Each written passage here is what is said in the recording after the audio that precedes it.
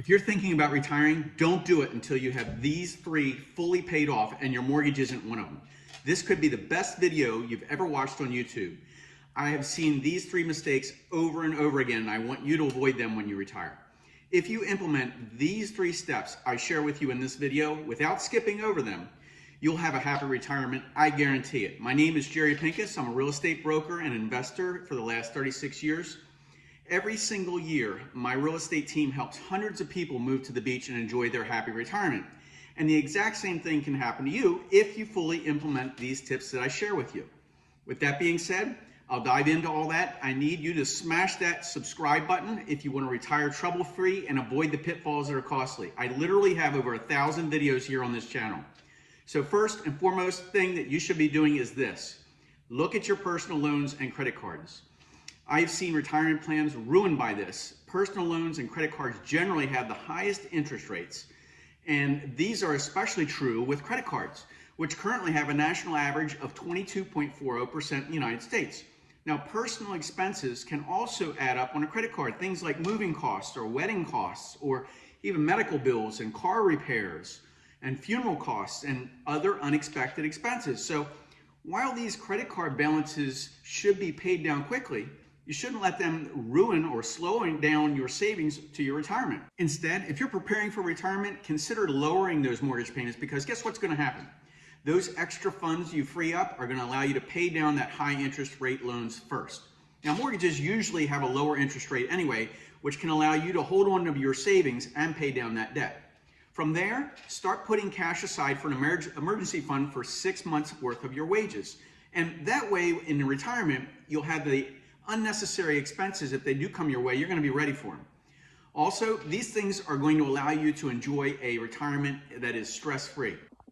The second thing is the longest lasting debts that Americans deal with. Now, either you personally, or you've helped your children, or you've helped your grandchildren with college or university loans, even co-signing for these loans. Hear me out. These loans may increase near your retirement. Now, according to data from studentaid.gov, this shows that 2.3 million student loan borrowers are aged 62 and older. Now, unlike a mortgage, many student loans are not tax deductible.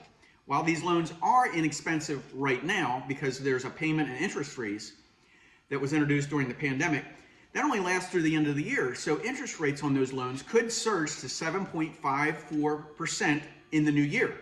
Now, maybe loans might get wiped out in the future, maybe they won't.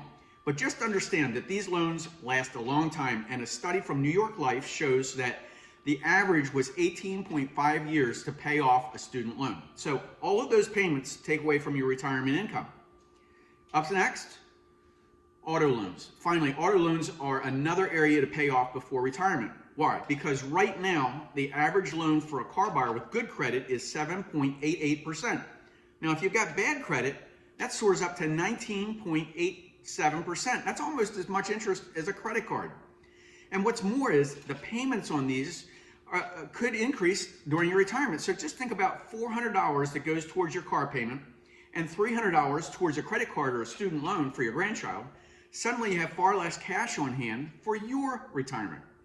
But if you hold off on your retirement just to pay off those loans, by putting aside wages, you can pay them down, and you could save yourself potentially thousands in interest by building your own cushion to retire on. So how about your mortgage? Why not pay down your mortgage too? Well, it's not just the low interest rates, but it could be the national average on a 30-year fixed rate right now is 6.49%. That's the average. Now, there are tax benefits that are available to you for your mortgage as well. As a homeowner can claim federal tax and state deduction on your mortgage and home equity payments, so that you don't get your personal loans and credit cards, you don't get that option. Now, while you may be inclined to clear out your home loan because it sounds good to have your house paid off, paying down a high interest loan and putting down that extra cash into your retirement fund and letting it grow is the strategy that's more likely to bring you closer to retirement and your dream of truly reaching financial freedom. But leaving these accounts open could corrode your golden years. Millions of people, of Americans, are working their entire life towards retirement. Yet at the same time, millions of Americans are not taking into consideration the financial steps that they should take to become a retiree. Now, it's not just paying down loans. Often focus on the wrong loans or the wrong ones, prioritize their mortgage, which has a lower interest rate, instead of the expensive high interest accounts. Now, the only risk for you not taking advantage of this situation right now, please don't be somebody who didn't subscribe.